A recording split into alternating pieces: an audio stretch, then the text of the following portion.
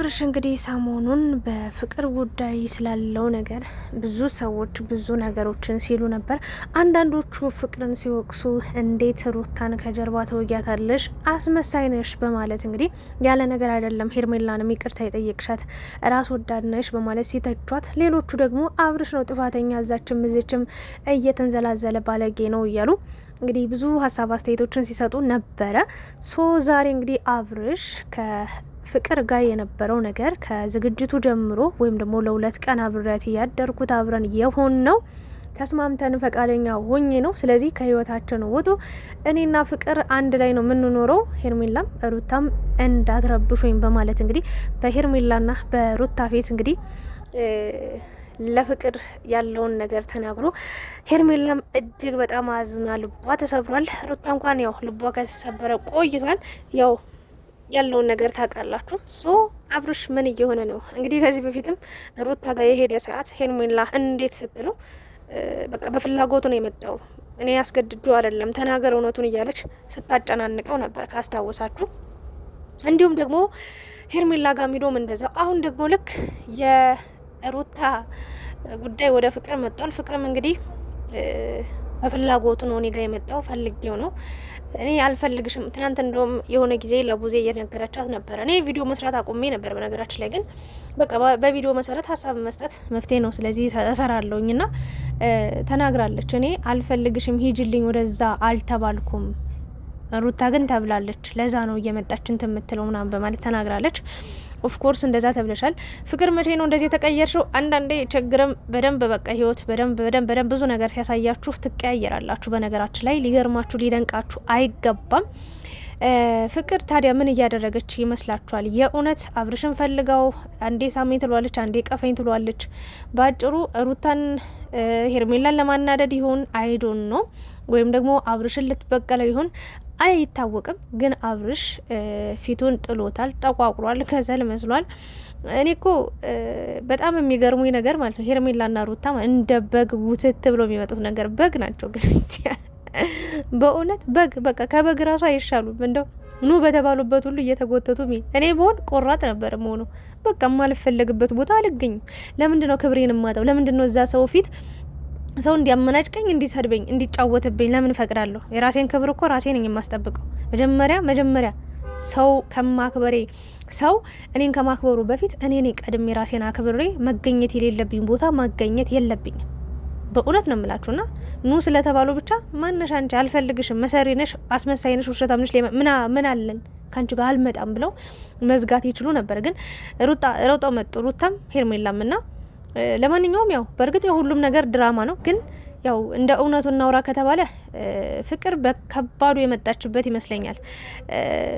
ሩታ ጠይቃት ነበር፣ ለምንድን ነው እንደዚህ የምታደርጊው ምናምን ስትላት፣ አላማሽ ምንድን ነው መጨረሻው ምንድን ነው ስትላት፣ ታያለሽ እሱን እንኳን አሳይሻለሁ ነው ያለቻት። ያ ማለት እንግዲህ እኔ ይመስለኛል አብርሽን እሷ ላይ ተጫውቶባት ካስታወሳችሁ፣ እኔ በደንብ ነው እንደ ዛሬ ነው የማስታውሰው ና አብርሽ ራሱን ሊጎዳ ምናምን ራሱ ሊያጠፋ ምናምን ካስታወሳችሁ ና ሄዶ ነበረ እና ፍቅር እንዳስከፋችሁ እንዳስቀየመችው ልክ በቃ እመጣለሁ ጠብቀኝ ብለው እንደሄደች ና እንደቀረች በዛው የሆነ ሽማግሌ ሁሉ እንዳስላከ ምናምን ነው። ፍቅር ግን መጣ ስትናገር ጭራሽ በቃ እንዳልሄደች እሱ እንዳስከፋት፣ እንደውም ከሚዲያ ሁሉ ተደብቃ ተከልላ ረዥም ጊዜ እንደቆየች ምናምን ስትናገር ነበር። ባጭሩ ተውት፣ ያ ታሪክ ሌላ ታሪክም ሊያመጣ ስለሚችል ስለዛ አናውራ። ብቻ ባጭሩ አብርሽን ልትበቀል የመጣች ትመስለኛለች።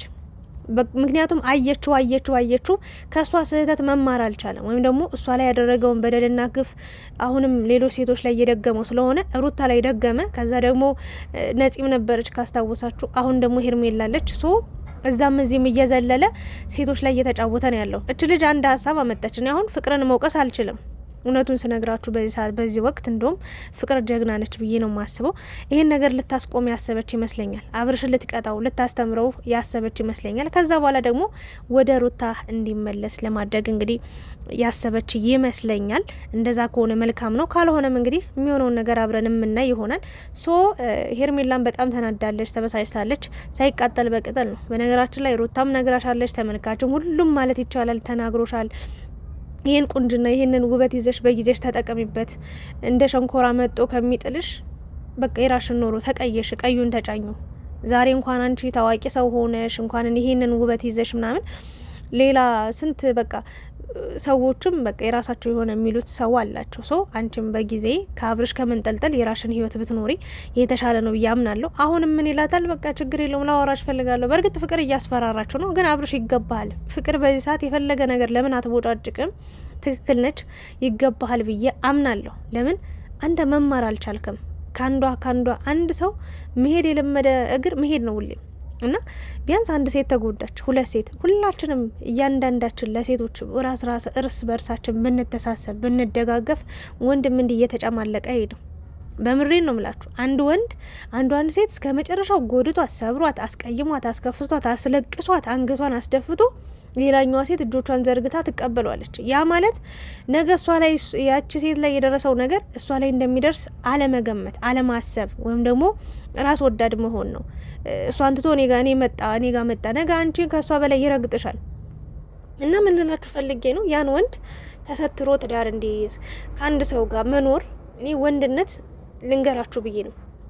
ፍቅር የሚያውቅ ለሴት ልጅ ክብር ያለው የትዳር ትርጉሙ በዋነኝነት የገባው ትዳር ማለት ምን ማለት ነው ብሎ ችግር በተፈጠረ ቁጥር እሄዳለሁ ምናምን ያቺ ያለች ሌላ ሴት አለች እንትና ጋ ሄዳለሁ እንትና ጋ ምናምን ብሎ ሁለት እግር አለኝ ብሎ ለሴት ላይ የሚወጣ ከሆነ ይሄ ብልግና እንጂ ወንድነት አይደለም። እንደኔና ወንድ ትዳሩን አክብሮ የሚኖር ወንድ ነው ብዬ ነው ማምነው፣ እንደኔ ማለት ነው። ከተሳሳትኩኝ አርሙኝ። ሶ እቺ ልጅ ይሄ ልጅ ማቆም እንዳልቻለ ስታቅ ይሄን ልጅ ልታስተምረው ነው በብዙ መንገድ እንግዲህ እንጂ እዛ ክፍል ውስጥ የምሬን ነው። ይሄን እኮ ራሱን ያውቅ ይሆናል። የምሬን ነው ያውቅ ይሆናል አብርሽ እና ላስመስል ብሎ ነው ምንም አላውቅም ተረዱኝ እንደዚህ እያለ የሚገኘው እና ለስሙ መቼ ተጨንቆ የሚያውቀው ሰውዬ ነው። እኔ እውነት አለኝ ምናምን ዳኒ ደግሞ የሚያሽቀብጠው ነገር አሽቃባጭ ሾካካ ጅራት የሆነ ሰውዬ እና ምን ልላችሁ ፈልጌ ነው አብርሽ በዚህ መንገድ ሁሌ ሴቶችን ሲያዋርድ ነው የከረመው እና እሱ አሁን ላይ መዋረዱ ወይ ደግሞ የእሱ ማንነት እንዲወጣ መደረጉ ጥሩ ነው ብዬ አምናለሁ። መስተካከል አለበት። በቃ እኔ ለአብርሽ ጥላቻ ኑሮኝ ክፋት ኑሮብኝ ተንኮል ኑሮብኝ ሳይሆን አብርሽ ባጭሩ ለሴት ልጅ ያለው አመለካከትና አስተሳሰብ መቀየር መቻል አለበት። ገና ለገና ሀብታም ነኝ ብሎ ገና ለገና ገንዘብ አለኝ ብሎ ገና ለገና የሆነቴን ነው ምላችሁ ሁሉ ነገር ማድረግ እችላለሁ ብሎ የሆነ የሰማይ ቤት የተከፈተለት ነው የመሰለው። የዚህ ዓለም ኑሮ ሁሉ ነገር በቃ በእጅ ቀላል ሊሆን ይችላል ገንዘብ ስላለ እድሜ ለዩቲዩብ እግዚአብሔር ይመስገን እያልክ ባትኖርም ግን በቃ የሰማይ በሮች ግን ለአንተ ሊከፈቱ አይችሉም እውነት ለመናገር እና አንዳንድ ሰዎች ገንዘብ ሲኖሯቸው የኃጢአታችሁ ብዛት ይበዛል። እኔ ኃጢአተኛ አይደለሁም ሀቀኛ ነኝ እያልኩ ሳይሆን አብርሽ ባጭሩ መስተካከል አለበት ብዬ አምናለሁ። ሶ ፍቅር የያዘችው ነገር ትክክል ነው ብዬ አምናለሁ። በቃ እያደረገች ያለችው ነገር ቢያንስ እሷን አስቀይሟታል፣ ጎድቷታል። ከዛ ደግሞ ሩታም አለች፣ ከሩታም ደግሞ አሁን ሄርሜላ አለች። ለሄርሜላ አስረግጣ ነግራታለች። እንደውም ሩታ ምን አለቻት? አንቺስ ተይው በቃ ያለቀልሽ ነገር ነው አላት። ቆርጦልሻል። ግን የሄርሜላ ጉዳይ ሄርሜላ ተይ ብያት ነበር አልሰማም አለች አለችና ሁለቱም እንዲቆርጡ ነው እያደረገች የምትገኘው። ያው ሩታ ግን ቆርጧ እንደማትቆርጥ ሁላችሁም ታውቃላችሁ። ነገ ተከትለው ነው የምትመጣ። ለምሳሌ ሴት ይዟ አያድርም፣ ምንም አይመስላትም፣ ትቀበለዋለች እና ታሳዝነኛለች አንዳንዴ ሩታ። ለማንኛውም አንዳንዴ አትግቡበት እንጂ ከገባችሁበት መውጫ የሌለውም ህይወትም አለና በሩታም አይፈረድም። ሶ ምን ልላችሁ ፈልጌ ነው ፍቅር ትልቅ አላማ ይዛ ነው የመጣች። የሚሆነውን መጨረሻውን እስከማይ እኔም ጓጉቻለሁ። መጨረሻው ምን ሊሆን ይችላል የሚለውን አብረን የምናይ ይሆናል። ግን ፍቅር በደንብ አብርሽን እንደምትቀጣውና እንደምታስተምረው ተስፋ አደርጋለሁ። በጣም የሚገርመኝ ነገር ደግሞ የቡዜ ነገር ወንድሜ በቃ የሚያምነው ሰው የለም፣ በሄደበት ሁሉ የሚረዳው ሰው የለም፣ ሁሉም ሰው ሊበቀለው ነው፣ ሁሉም ሰው ሊጠቀምበት ነው የሚፈልገው። መቼም ቢሆን የአብርሽን ጥፋት ማመን አትፈልግም። እኔ በጣም ነው የገረመችኝና ሴት ልጅ ነቻ። እኔ ወንድሜን ማጣትም ካለብኝ አጠዋለሁ። በዚህ ልክ ሴት ልጅ ላይ እየተረማመደ እየተጨማለቀ የሚኖር ከሆነ ገደል ግባ ነው የምለው። ቡዜ ግን በጭራሽ በቃ አብርሽን በቃ የሆነ መምከር እንኳን አትፈልግም እና በጣም ገረመችኝ። አሁንም ስቲል ነው ኤፍሬምን ነው እየሰደበች የምትገኘው። ግን እየተዋረደ ያለው ደግሞ የራሷ ወንድም አብርሽ ነው። ሶ አንዳንዴ በማስተዋል ነገ ሴት ልጆች አሉሽ። በነገራችን ላይ ቡዜ አንቺ ትዳር ፈት ብትሆኝም ነገ ደግሞ መፍታት ትዳር ምን ያህል ከባድ እንደሆነ ለአንቺ ያው ሲንግል ማም መሆንሽ እንደፈለግሽ በቃ ለመሆን ይመችሻል። አንዳንዶቹ በነገራችን ላይ ኢትዮጵያ ውስጥ ያገባሉ ሴቶች ልንገራችሁ ያገቡና ከዛ በቃ የተወጣሽ የተገባሽ የሆነ ቁጥጥር ምናምን ስለሚፈሩ ምን ያደርጋሉ? ልጅ ወለድ ያደርጉና ባላቸውን ይፈታሉ። ከዛ እንደፈለጉ በቃ ይኖራሉ። ብርም እዛም እዚህም ይለቃቅማሉ። የልጅ ማሳደጊያ አባት አምጣ ይባላል። ዘና ብለው ነው የሚኖሩት እና ምንም አይመስላቸው። የትዳር ትርጉሙ ምናምን አይገባቸውም። እና ትዳር ስንት ጥቅም እንዳለው ቢያውቁ ግን እንደዚህ አያደርጉም። ሶ ቡዜ የምትክርሽ ያስጠላል ለማለት ነው። ለማንኛውም ሩታም ተናዳለች። ሄርሜላም በጣም በጣም ተበሳጭታለች። ብቻሽን ላውራሽ በቃ ምናምን ሲላት ፍቅር አይቻልም ማለችው። ሶ አንዴ ሳመኝ አንዴ ቀፈኝ እያለችው ነበር። በደንብ እየተበቀለችው ነው። ማድረግ ያለባት ነገር ለትልቅ አላማ ነው ብዬ አምናለሁ እንጂ ፍቅር በዚህ ልክ ተንዘላዝላ ወርዳ እናያታለን ብዬ አላስብም።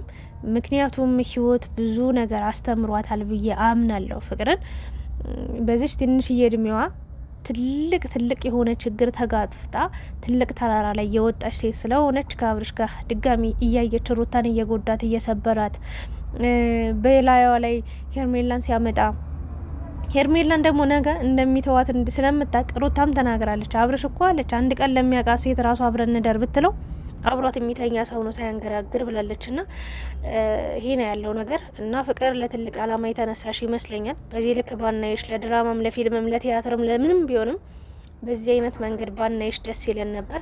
ግን አንዴ ጀምረሻል፣ ይሆናል ብለሽ ያሰብሽው ነገር ነው ያሳጋልሽ። ወይ አንቺም ተምረሽበት አብሮሽንም በደንብ ህይወትን በደንብ እንዲማር እንዲገባው እንዲስተካከል ታደርጊዋለሽ ብዬ አምናለሁ። ሩታ ሄርሜላ ያው እየተከተሉ ከማልቀስ ውጪ አብርሽን ከመለመን ከመለማመጥ ውጪ ምንም ብልጠትም የላቸውም፣ ብስለትም የላቸውም። ምንም ዝም ብሎ በግ ናቸው፣ ዝም ብሎ የሚነዱ ናቸው። በእውነት ነው የምላችሁ፣ ዝም ብሎ በግ በቃ በጅምላ የሚነዳ በግ ናቸው። እና ከማለቃቀስ ውጪ እንደዚህ አይነት ነገር አያደርጉም። እና ፍቅር ግን ይሄንን ነገር ለማስተካከል ቆርጣ ወስና ተነስታለች። ብትሰደብ ምን ብትልም ግን ያው መጨረሻው ያማረ ይሆናል ብዬ አምናለሁ፣ እንደኔ ሀሳብ። እስኪ እናንተስ ምን አይነት ሀሳብ አላችሁ? ፍቅርና አብርሽ በምን አይነት ሁኔታ ሊቀጥሉ ይችላሉ? መጨረሻ ላይስ አብርሽ ከማን ጋር ህይወቱን የሚኖር ይመስላችኋል? ሌላ ሴት ትመጣለች ወይስ ደግሞ ከሄርሜላ ወይስ ከሩታ ጋር? ከፍቅር ጋር መቼም እንደማይሆን እርግጠኛው ልነግራችሁ እችላለሁ፣ የእውነቴን። እና ሀሳባችሁን አስቀምጡ። አብርሽ ግን ያው በቻልኩ አቅም ወደ ራስ ብትመለስ። እዚህ ምድር ላይ አንዴ ነው የምትኖር፣ በነገራችን ላይ ደጋግማ አትኖርም። ለምትሄድበትም ህይወትም ለድራማም ለፊልምም ቢሆን ትውልድን የሚያንጽ ትውልድ። እስኪ አሁን አመቱም 2 አመት ሙሉ በድራማ ኖራችሁና አሁን ላይ እስኪ በዓል አያውቁ። በነገራችን ላይ በጣም እስኪ ፕሮቴስታንቶች ልንገራችሁ፣ እስኪ አንድ ጥያቄ ጠይቃችሁ፣ ፕሮቴስታንቶች ማለት ነው። እኔ እንጃ አላቅም የሩታ ግን አሁን ኢትዮጵያ ውስጥ ማለት እንደው ስለ ሃይማኖት እናውራ ከተባለ አንዱ ሙስሊም ነው ከአንዱ ቤት ውስጥ ማለት ነው። አንደኛዋ ክርስቲያን ነች፣ አንደኛዋ ደግሞ ኦርቶዶክስ ናት ምናምን፣ እንደዛ ተቀላቅለው ነው የሚኖሩት። እና የሩታ ቤተሰቦች እንግዲህ እኔ አላውቅም፣ ሚላት ክርስቲያን እንደሆነች ነው የማውቀው። ተውት በቃ ስለ ሃይማኖቷ። ግን በዓል ለምንድን አታከብሩም ወይ? በዓል ማለት የሆነ በዓል የላችሁም? ፕሮቴስታንቶች የሆናችሁ ልጆች እስኪ መልሱልኝ። ና በዓላት የምታከብሩት በዓል የለም ወይ? ገናን በደንብ እንደምታከብሩ አውቃለሁ። ግን የገናም ራሱ እኔ አላቅም፣ አሁን ላይ ረስተውታል። አብርሽ ሩታ ገናን ራሱ እንኳን አያከብሩ። በእውነት ነው የምላ እንዲህ ዝም ብሎ አዲስ አመትም የምታከብሩ ይመስለኛል ባልሳሳት። እና እስኪ በቃ ከዚህ ሁሉ ድራማ ውጡና እስኪ አንድ በቃ ለተመልካች ደስ የሚል የሚያረጋጋ በቃ ፍቅራችሁ የድሮ ነገር እኮ ደስ ይላል። እግዚአብሔርን በእውነት ነው የምላችሁ። ባህላችሁንም እስኪ ያስተዋውቁ። አሁን እኔ ይህንን ስራ ሰርተው ንጹህ እንቅልፍ ይተኛሉ ብዬ አላምነው። ዶላር ሊያገኙበት ይችላሉ በዚህ ስራቸው በዚህ ድራማቸው፣ ግን ሰላማዊ እንቅልፍ የሚተኙ ራሱ አይመስለኝም። እግዚአብሔርን በቃ ሲረበሹ ሲጨነቁ የሚያድሩ ነው የሚመስለኝ። በእውነት ብዙ ሰው እያዘነባቸው ስለሆነና እንደው እኔ ስለ እውነት ከሆነ ፍቅር ይህን ነገር ቶሎ ተስተካክሎ ሁሉ ነገር ፍቅርና እንትን አብርሽና ሩታ አንድ ላይ ሆነው በፍቅር ነው ማየት የምፈልገው። እናንተስ? አመሰግናለሁ እስካሁን ስለተከታተላችሁኝ። ላይክ፣ ሼር፣ ሰብስክራይብ ማድረጋችሁ እንዳትረሱ። በሌላ ቪዲዮ ተመልሰን ነገ እንገናኛለን። የነገ ሰው ይበለን። ሰላም አዳር።